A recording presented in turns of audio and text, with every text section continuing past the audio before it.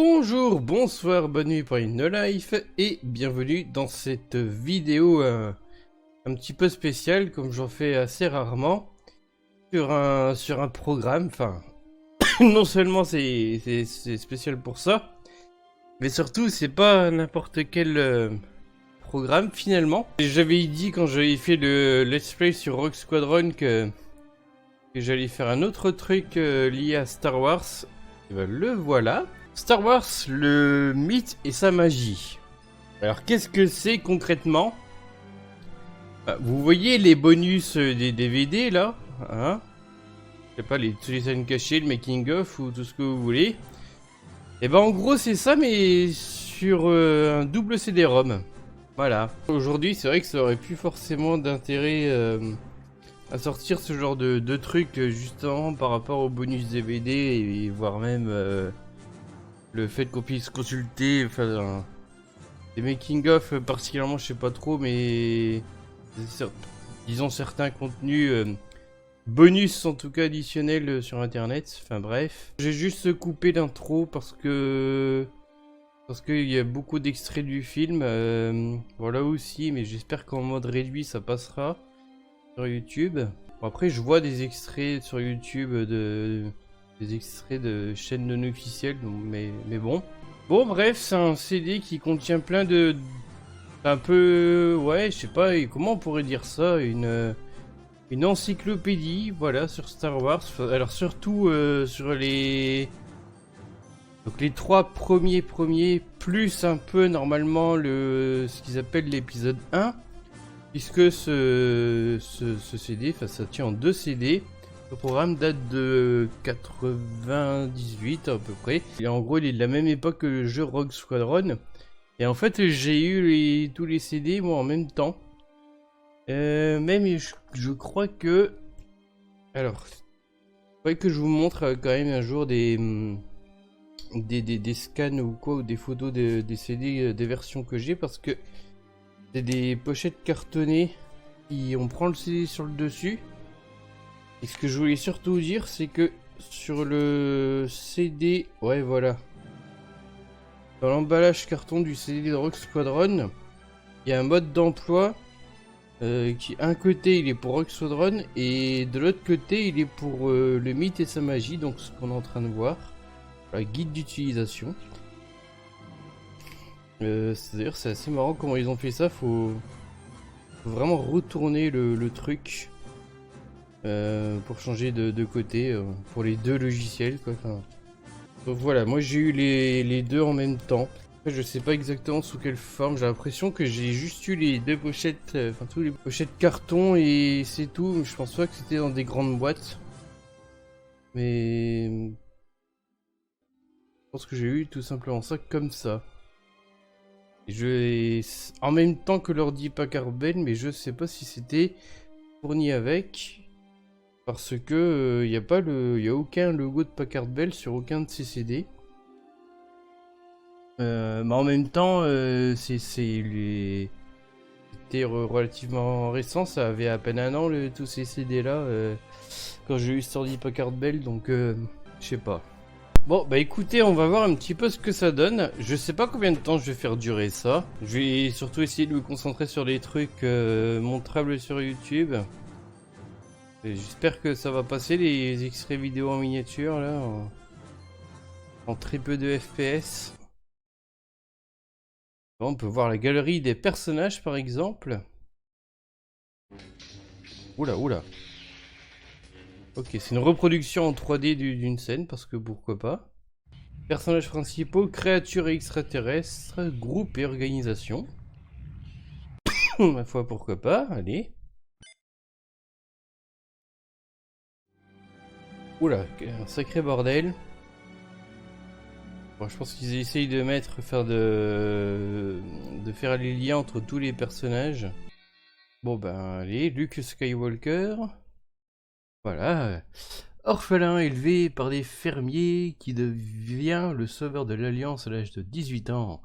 Après avoir été libéré... Ah non, après avoir libéré la princesse Leia à bord de l'Étoile Noire, il détruit la station de combat au cours de la bataille de Yavin, d'accord. Oui, franchement, ouais. Je sais plus si je l'avais dit, mais en gros, j'ai vu à peine les 3 premiers il y a pas longtemps et puis j'en ai pas encore vu d'autres depuis. Justement, je voulais attendre de voir au moins ces 3 films-là avant de pouvoir faire cette vidéo-là. Voilà, bah c'est fait. Bon, je pense que ce serait chiant si je lisais tout le texte à chaque fois. Hein, on peut voir un petit peu son entourage, visiblement. Z6PO. Et c'est marrant, comment ça se prononce, ou je sais pas, ou la version à lettres. Par contre, il a changé de nom, lui, depuis, c'est un peu bizarre. Mais s'ils mettent pas en plus le nom du comédien qui incarne chaque perso. Biographie complète de, de Z6PO, tiens, c'est. Première apparition, la guerre des étoiles, un nouvel espoir. Un nouvel espoir, c'était. Il y avait un sous-titre au premier film.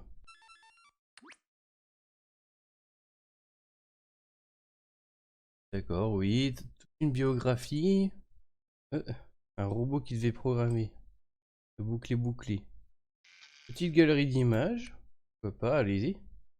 Z6PO et un autre droïde de protocole à bord du Tantif 4.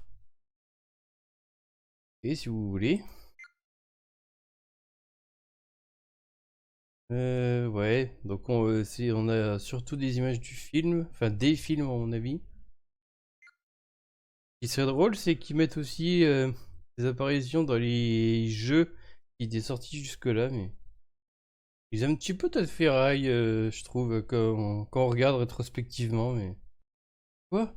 Le système circulaire sous le menton est en fait son senseur olfactif. Ah oui. Et il y aura un truc rigolo par rapport à ça dans le CD, je crois. Voilà, galerie photo, c'est pas mal. C'est vraiment.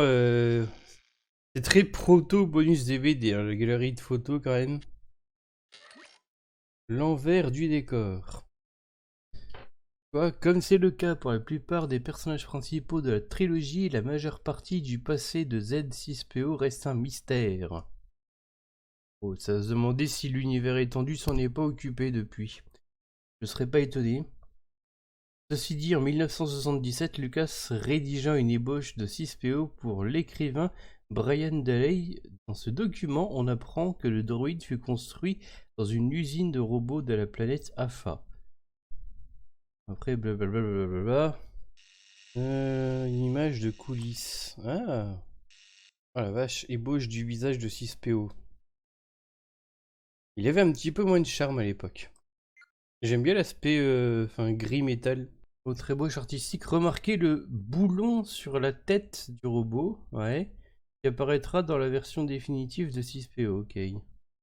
Dans le storyboard. Ah! Anthony Daniels et Mark Hamill sur le plateau de la guerre des étoiles.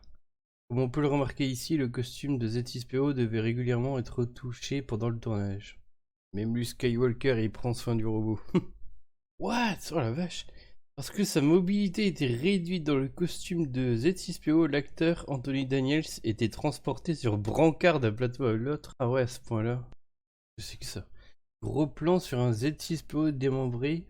Peter Mayo, Chewbacca tire Daniel dans les corridors de la Cité des Nuages.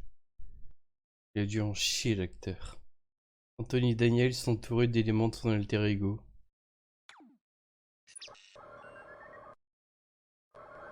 Costume modèle, bah ouais, on-y. Ouais, carrément, t'as tout un schéma. Quoi? Mais qu'est-ce qu'il raconte? Émetteur, senseur de micro-ondes, photorécepteur, senseur audio, vocabulateur, senseur olfactif. Eh B, secret machine. Chaussures de récupération. Chaussures métalliques elle aussi de récupération. C'est le robot qui n'avait même pas de vraies chaussures, quoi. Séquence vidéo. Pas mal l'icône qui sont choisies pour la séquence vidéo. Alors je vais pas vous la montrer, mais voilà, la séquence vidéo est en VF. Donc Moi je trouve que c'est cool, ce sera peut-être pas l'avis de tout le monde, mais bon. Moi je trouve ça cool qu'ils sont allés jusqu'à mettre la VF dans la version française du CD-ROM, quoi. Ils feraient pas tous l'effort, hein. Alors t'as carrément un petit quiz sur le personnage. Quoi? Dans le feuilleton radio Star Wars, je savais même pas que ça existait. Quel est le rôle de Z6PO auprès de D2 à bord du Tantive 4? Un interprète à D2 utilise D2 pour son alimentation d'énergie.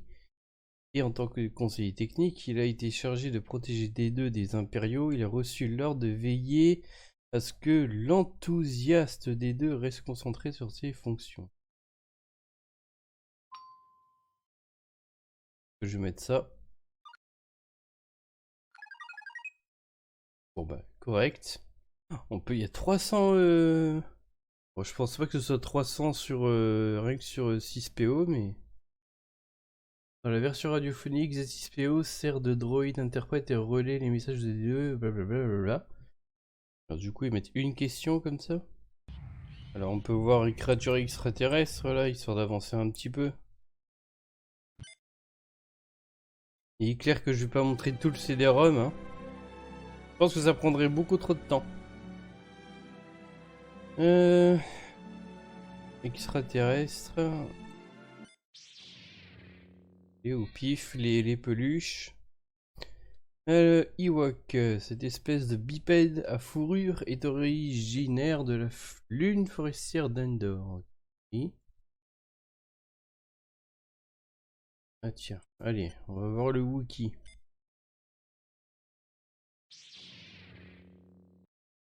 Bon, apparemment les Jawa, ce sont les ferrailleurs du coin. Les ferrailleurs déguisés en version marron du Ku Klux Klan, je sais pas. Oula. Ouais, je pense que c'est plus rigolo de voir des images, plutôt des tournages, quoi. L'envers du décor. Non, pas ça. Image de coulisses. Un concepteur de créatures au travail sur la maquette d'un garde gamoréen, ouais. C'est pas mal, il y a quand même beaucoup de photos, voilà. Et là, on dirait qu'il construit une figurine là à vendre. Les acteurs portant les 3 costumes de garde gamoréens posant pour une photo, ok.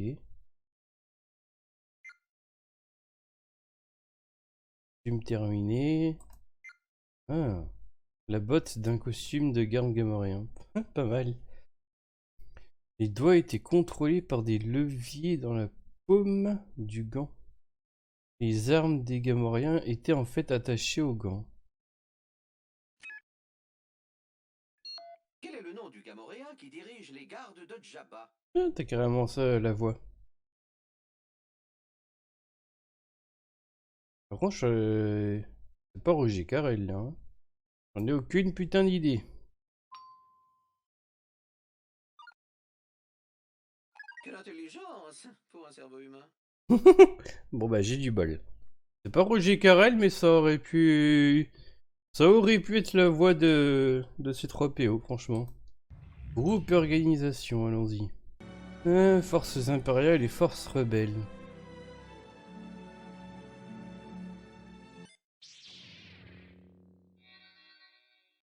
Pilote de chasseur taille, tiens.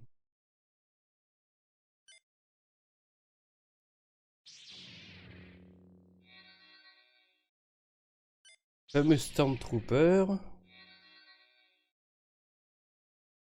Storyboard, ils font très comics, je trouve. À cause de la chaleur, les acteurs jouant des Stormtroopers devaient quitter leur casque entre chaque prise. Oh là là. Bizarre comme façon de dire, devaient quitter leur casque. Le Stormtrooper exécute une cascade pendant le tournage de la Guerre des Étoiles. Prend la pause pour une prise de vue de référence. Ils ont un bouton enregistrer et pause, c'est ça? Voilà, pareil, t'as tous les petits détails. Récepteur audio. Antenne de communication à large bande. C'est quoi ça en rouge? Garde impériale, ok, je me souviens pas d'eux du tout. La garde personnelle de l'empereur, ok. Esquisse conceptuelle de garde impériale. Des casques. Dans une BD.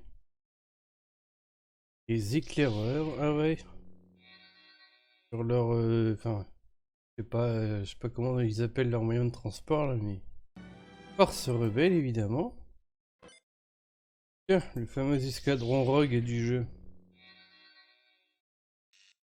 Pareil, des photos de coulisses des pilotes. Quoi? Une miniature d'un pilote rebelle. Ok. On va voir un petit peu leur technologie. Bon, on la connaît un peu, mais enfin.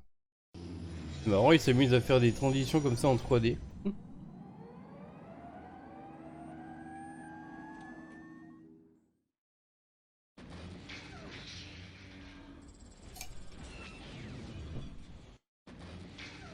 Vaisseau et engin.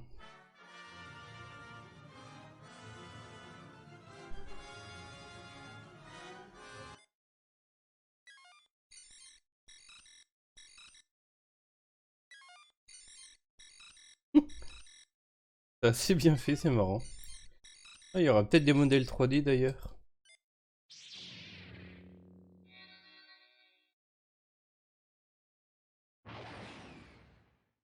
Ah bah voilà. Hop, ah ouais, c'est en précalculé. Bah, on peut le voir sous toutes les coutures. C'est marrant. Image de coulisses, on va voir un petit peu.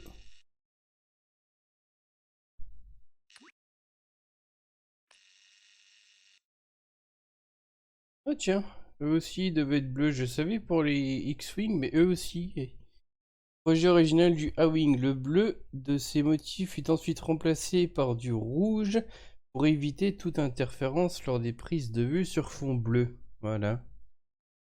Une vue de profil de la maquette détaillée.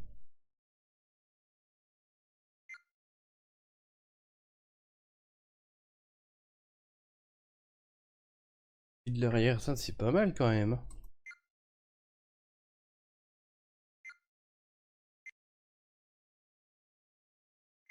C'est pareil, vous l'avez sous toutes les coutures. La maquette finale montée pour inspection. Comme la plupart des appareils rebelles, elle porte de nombreuses traces d'usure. Schéma technique, carrément. Oh, ils vont loin les gens quand même. Trappe d'accès. Canon laser, il a carrément un nom. Le Borstel RG9. C'est quoi ça sinon? Taille. D'accord.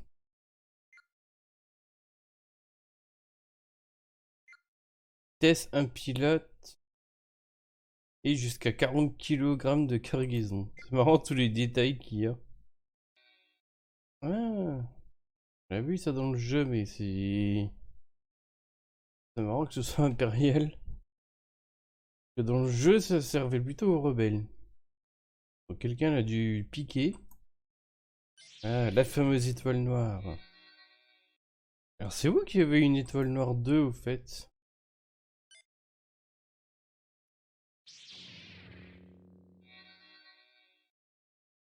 Bah elle est en morceaux.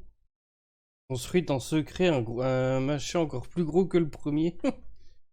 Ils ont pas eu le temps de la finir, c'est pas possible. Tiens, le X-Wing.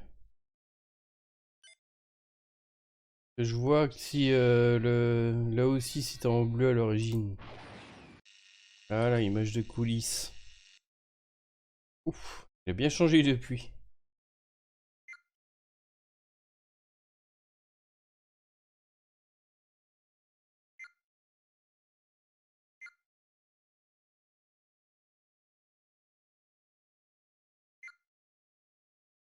Version finale du X-Wing de Wage. Les deux bandes rouges peintes sur l'aile signifient que son indicatif est rouge 2. Quoi? Il est rouge, j'ai pas de version bleue alors de ça?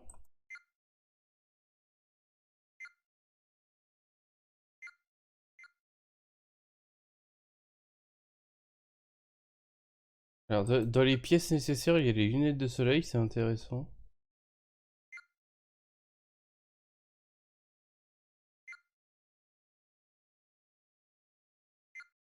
Ah non, tiens, le X-Wing était pas forcément prévu pour qu'il soit bleu, contrairement au A-Wing. J'ai dû confondre les deux dans ma tête. Et on a une séquence sonore, tiens.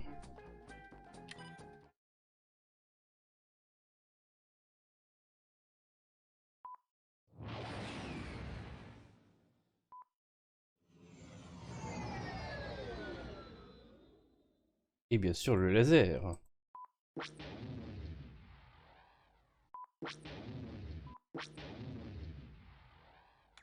Ok. 12,52 m long, blablabla. C'est assez détaillé, hein. Le fameux chasseur taille. Il demande toujours si tu peux capter la télé avec.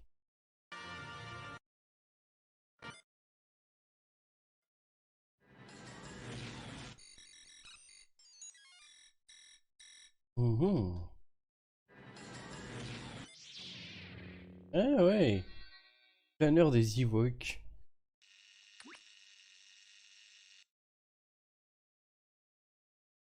Pour une créature volante. Tiens, je suis pas sûr que ça ait été utilisé, ça. Esquisse du planeur des Ewoks. Peut-être qu'ils voulaient d'abord le mettre sur une créature volante et puis qu'ils ont changé d'avis après.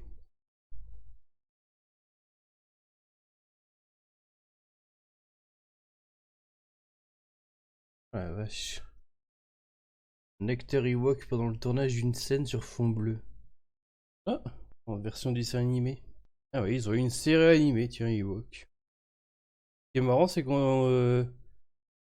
de loin comme ça, on dirait une image qui serait d'un film de Miyazaki, je trouve. Oh, c'est fou, il y a vraiment de quoi explorer, hein. Tiens, il n'y a pas le faucon là-dessus?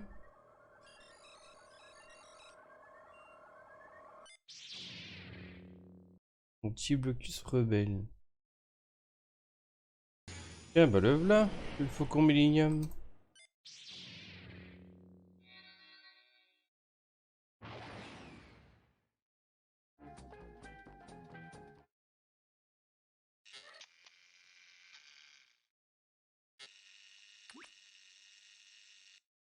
Faucon est fixé sur un pylône bleu pour les besoins des effets spéciaux de la guerre des étoiles, ouais.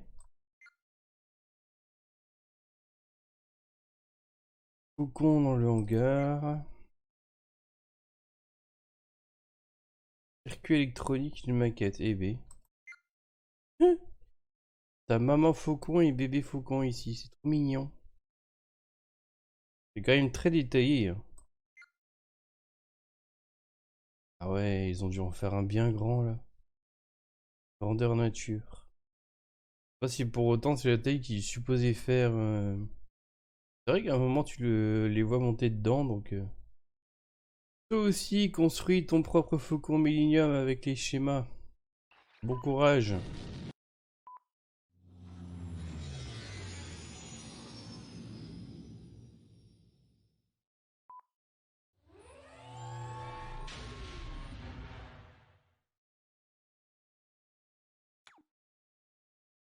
Tiens, vous pouvez récupérer les sons pour vos fanfilms du coup. Je sais pas s'ils sont directement fichés Wave quelque part sur le CD. Nope.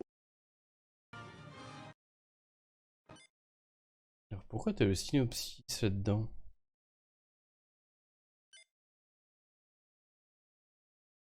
Waouh la vache. Ok.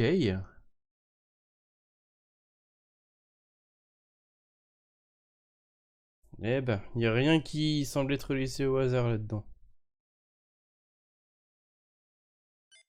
Zoom avant.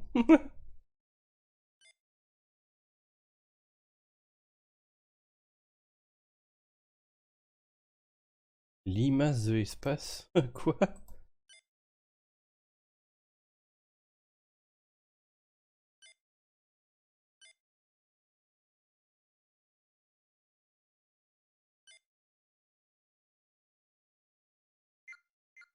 Ça faut le faire quand même.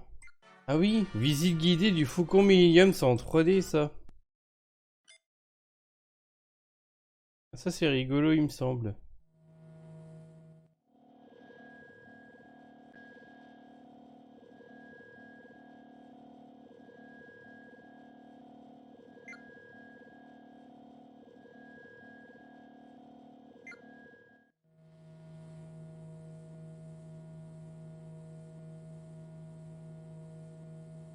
Passerelle vers la grande coursive. Sur la gauche, vous accédez à la rampe d'accès, à la salle des machines et à la soute à marchandises. Pour vous rendre à la soute principale, dirigez-vous vers la droite. Ça c'est pas Roger Carrel, mais quand même c'est le même style. C'est pas mal.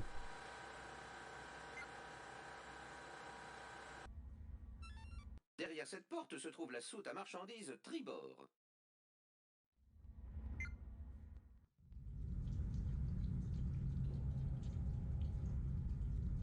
Salle des machines.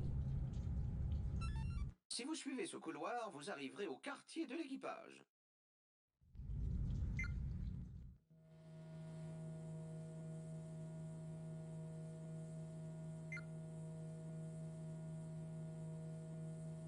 Oh, il est là lui.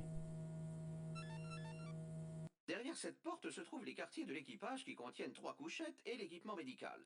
Maître Luke y séjourna quelque temps après le combat qu'il opposa à Dark Vador. Le capitaine Solo et Chewbacca y déposent leurs effets personnels. Mieux vaut donc ne pas entrer. R2D2 c'est aussi un effet personnel. Ça c'est dur, on peut même pas cliquer sur lui. Je proteste vigoureusement. Poursuivons. Quoi? Je proteste vigoureusement. Poursuivons.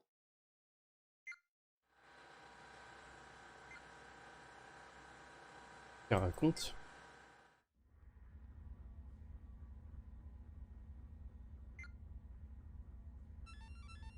Lors de notre voyage vers Alderaan, nous avons passé le plus clair de notre temps dans la soute à marchandises. C'est là que Maître Luke s'est entraîné au sabre laser et que le général Kenobi a ressenti les vibrations de la destruction d'Alderaan.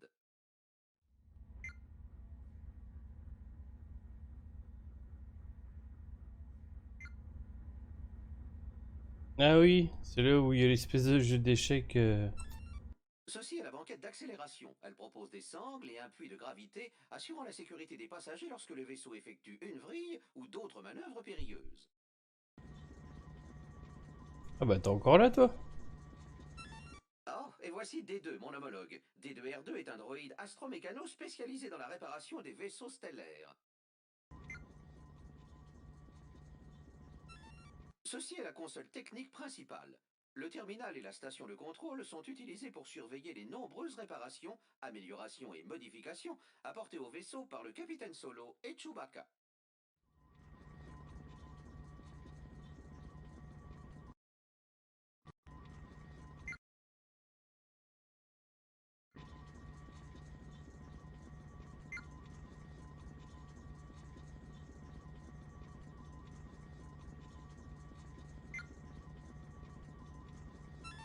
Lors de notre halte fortuite dans les entrailles de la limace, j'ai surpris le capitaine Solo et la princesse Leia dans cette pièce.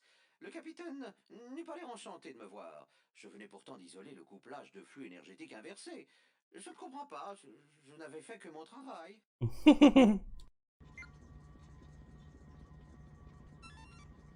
Sous vos pieds se trouvent des compartiments secrets dissimulés sous le plancher. Ils sont juste assez spacieux pour accueillir 3 humains, un Wookiee et 2 droïdes. Vous vous rappelez probablement notre capture par l'étoile noire.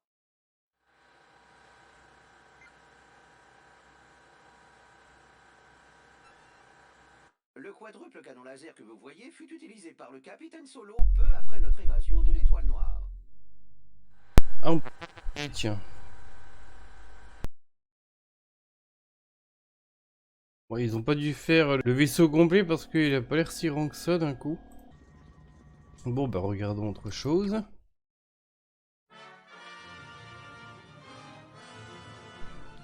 En tout cas c'est assez rigolo d'avoir fait ça, c'est assez cool. Alors nous avons les lieux.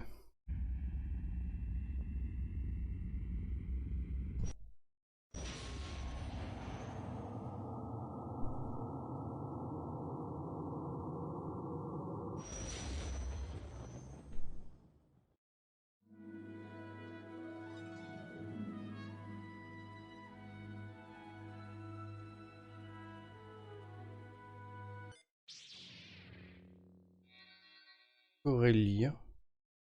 Une espèce de terre, on dirait. Et voilà, espace et faune, d'accord, ouais.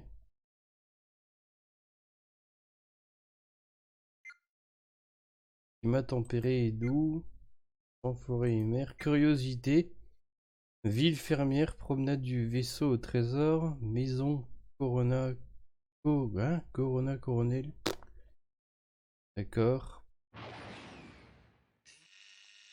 Oui, des images de coulisses.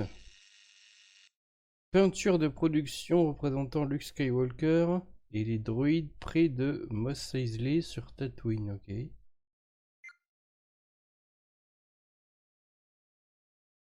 Hein. Bon bah c'est pas vilain en tout cas. Ouais, température de plus de 65 degrés là-bas. Bah et donc quelle idée d'aller habiter là-bas.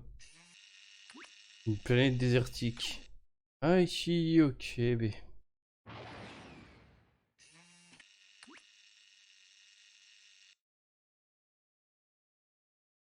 Maison Wookie. Dans la BD.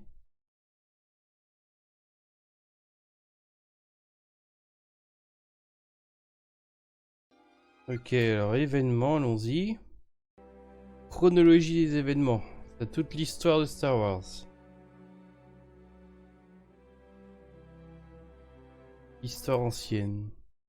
Moins 25 000 avant qui du coup?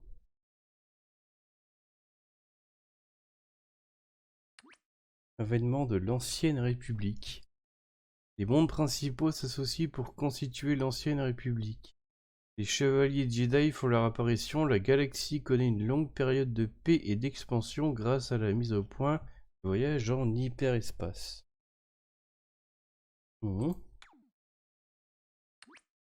Guerre des 6.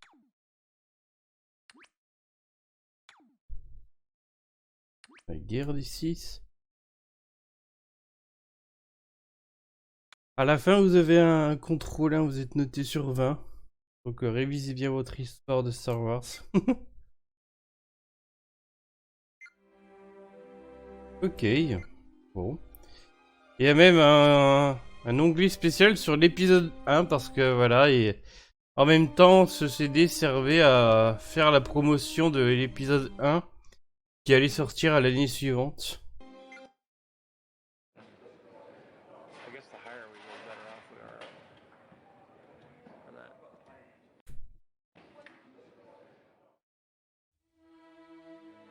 Les sous-titres nous rédigent du télétexte.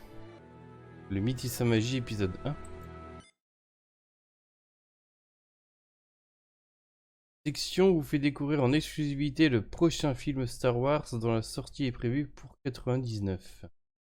Ce nouveau volet relate les faits qui se sont déroulés une génération avant la guerre des étoiles.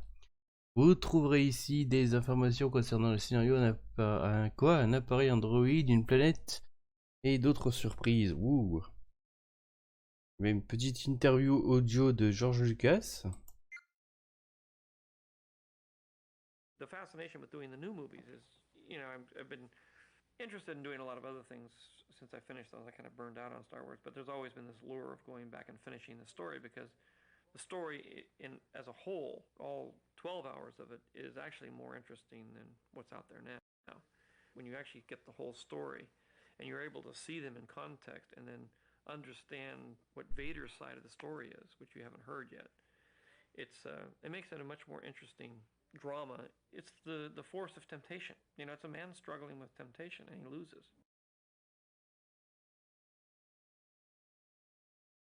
D'accord, les défis de la nouvelle trilogie.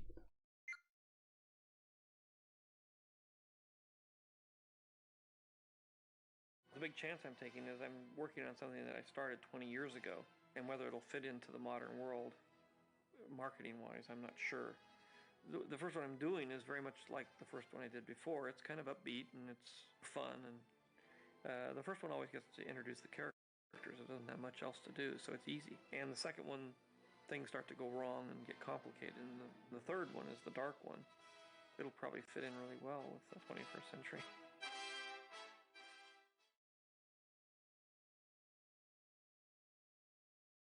Pour lui, le 21e siècle allait être très sombre du coup. Événement à propos de l'épisode 1.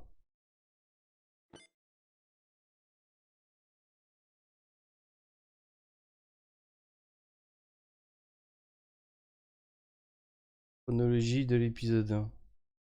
Episode 1 is the first chapter in George's mythological tale. It takes the audience back a full generation to a time before Luke and Leia were born. Anakin Skywalker, the future Darth Vader, is an adventurous 9-year-old boy. Obi-Wan Kenobi is a young and headstrong Jedi Knight, and Yoda is, of course, still the Master Jedi. The story takes place at a time when the Jedi are at the height of their powers. This first chapter explores the origins of Darth Vader as this 9-year-old begins a journey that will change his destiny forever. Now, I know that the true Star Wars fans don't want to hear any more about the plot of the movie, so I'll just end up by saying Obi-Wan was one awesome Jedi in his youth. Episode 1 is a story about pursuing your dreams. Il écrit tout un scénario pour dire ensuite que les vrais fans vont pas s'intéresser à l'intrigue. C'est It's a continuation beau. of the myth with new worlds to explore and new characters to meet. It's a time when Jedis are at the height of their powers and the galaxy is in turmoil.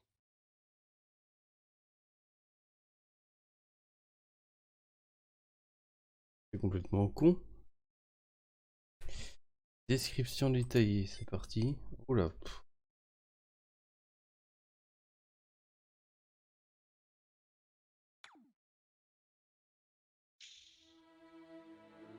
Créature, personnage et droïde. Allez.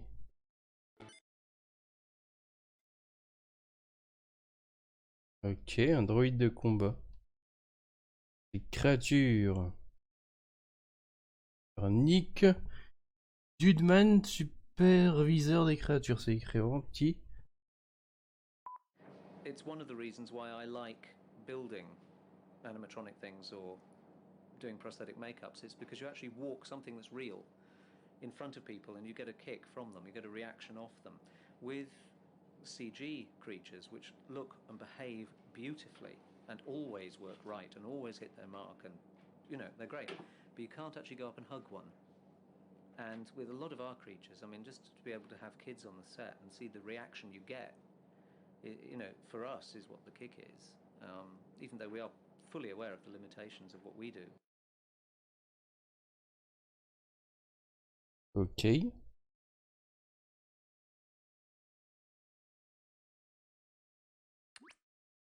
Galerie d'images. Ça donne l'impression qu'ils allaient faire que des trucs en puppet et pas en 3D du coup. Waouh, ce truc mesure 2 mètres. Ah. D'autres R2D2. Deux droïdes. Astromécano R2 prêt à tourner dans le décor du hangar principal du plateau A. Dans les studios de Liebsen près de Londres. Ah, ils sont de retour, tiens. Vaisseau et engin.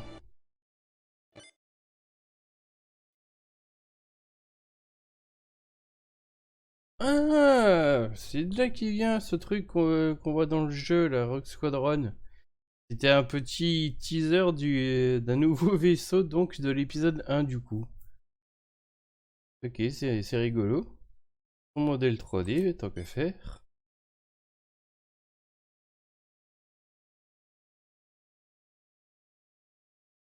Et il paraît plus simpliste que les vaisseaux des premiers films, du coup, quand on le voit comme ça.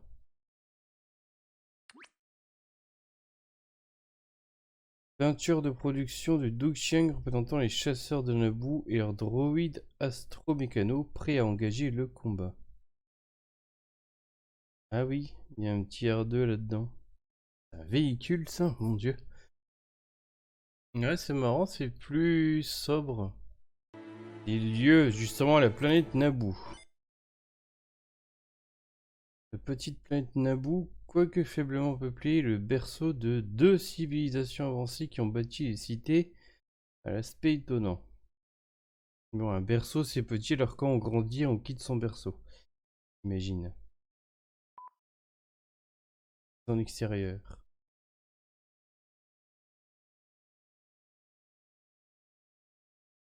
Ah, il n'y a pas de son. Normally, you wouldn't actually start on the stage and then move on location and then come back to the stage.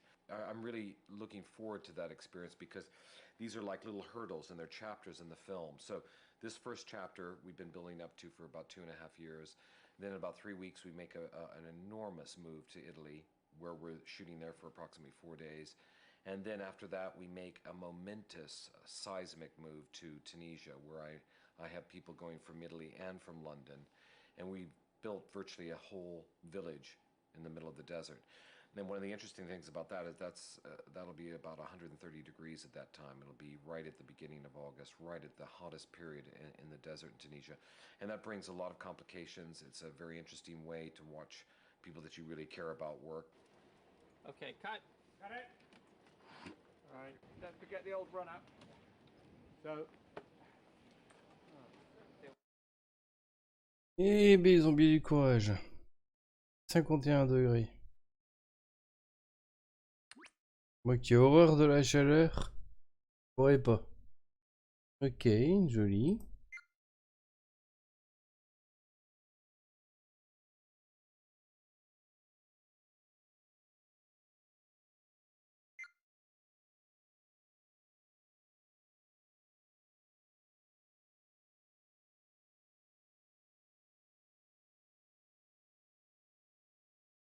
Après, tu te doutes que c'est vraiment des humains qui ont colonisé cette planète et que les décors font simplement terrien, quoi.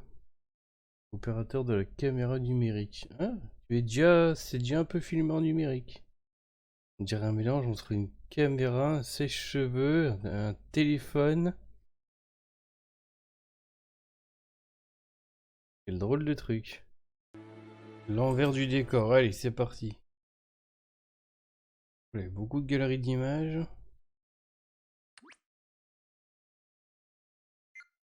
Beaucoup d'images, je vais peut-être m'intéresser aux vidéos. Le rien dire ces icônes. Première prise. Par le producteur, allez. Well, there's not really a tradition that I know of that producers actually do the first slate, but I've always done it all my movies. So ever since I've done this, everything's kind of worked out on the film. So it's the only real superstitious thing that I actually do. And if you look very closely at the monitor, I'm actually wishing the cast and crew all the luck in the world. And I'm also do the first slate and the last slate of the movie. Because it's not just enough to get through the film, it's also to get through the post-production, which we're struggling to do now. C'est amusant comme superstition, c'est celui qui apporte l'argent qui s'il fait le premier clap, et ben ça se passera bien. Les esquisses. The concept design part of a movie like this is, for me, the most fascinating part because it is where all the ideas start. It's the next best thing to George's words because now we're trying to visualize what he's writing.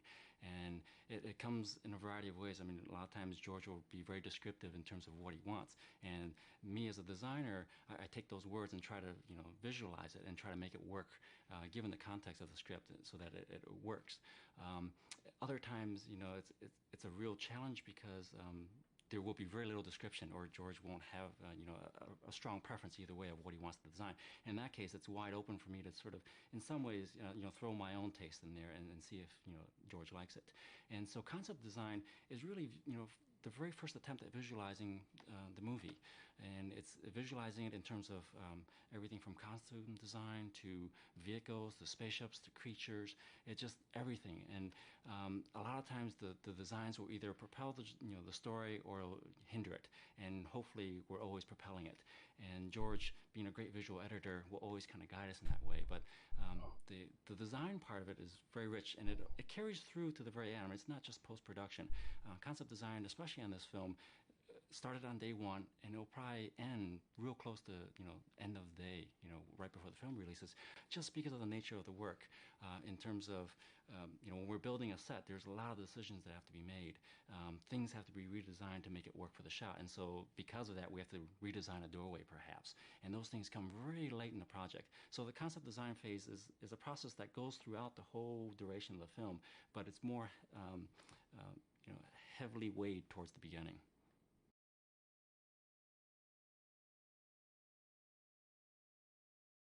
D'accord. Tiens, justement, la fabrication des décors. Well, this is basically our first stab at a stage schedule for the studio. So starting at the beginning here are two examples of these are the stages we're working on, say two of the big stages, A and B, where we can actually get maybe 2 sets in at a time in the stage using each end of the stage. We have sort of concept design, then sort of model design work, models showing George, then reworking of those models because we'd never presumed to get the first suggestions of models passed. I mean, it's usually just a sort of a working model. Most models and ideas have maybe 2 or 3 passes through George, and hopefully by that time things are pretty definite. And we move pretty quickly into the drawing stage, into the drafting stage. On this film, I think that the total's been between sort of 52 and 55 assorted between location and constructed sets, or some constructed sets on location. Probably about 40 sets in the studio. I know you like your sets big. No, but what do you Conference room on that battle ship. This is about twice the size of the conference room on the Death Star.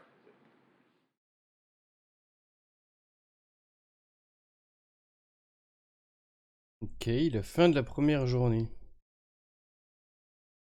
Le marrant, c'est qu'il n'y a pas tant de vidéos avec George Lucas lui-même, enfin, où Lucas lui-même serait interviewé. Il n'y a pas vraiment ça.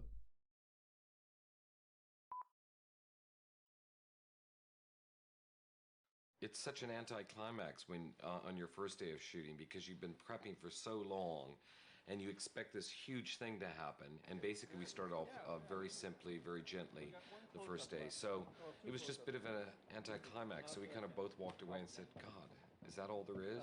Good night, Johnny. Thanks. Glad you guys. Considering. Good night. Night, guys. Thanks very much. You know, it was a good feeling, actually. It's a really good feeling, but it was anticlimactic.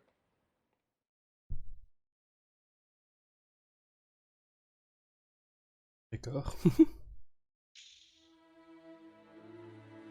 Hommes et femmes, distribution de l'épisode 1. Ah oui.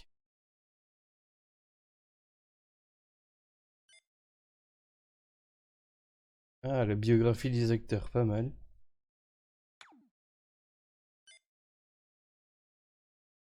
Ah, il a joué dans la course aux jouets aux côtés d'Arnold Schwarzenegger. Et c'est drôle ça. Il a notamment incarné Jimmy, le fils d'une femme en phase terminale de sa maladie dans ER. ER, je crois que c'est le nom anglais de Urgence en fait, la série hospitalière.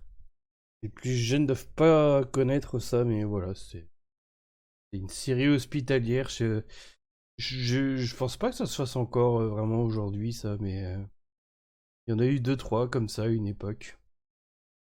Un casting de rêve.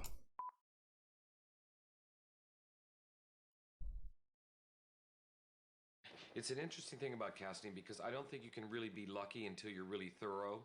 So we actually started our casting director, Robin Gerland, about 2 years before we started commencing on the film. The first year she spent interviewing close to 5,000 kids to play the part of Anakin Skywalker. She went everywhere. She traveled to France, Germany, England. She traveled all over the United States. So I do believe that there is luck in casting, but I do believe that you really have to be thorough and you really have to prepare deeply for that kind of commitment to be able to get lucky. C'est marrant, ce qui paraît que le gamin est insupportable.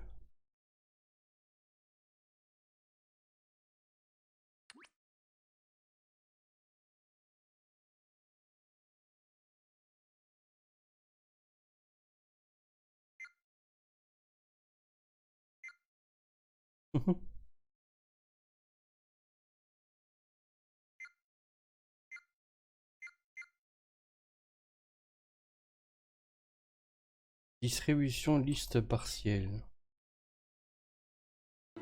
C'est excellent. T'as déjà les jouets. On n'oublie pas le merchandising, hein, évidemment. Nouvelle figurine Hasbro.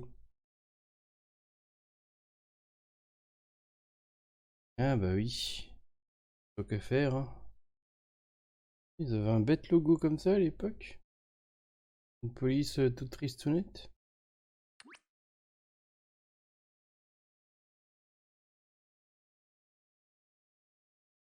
Ça va, elle a l'air bien foutue.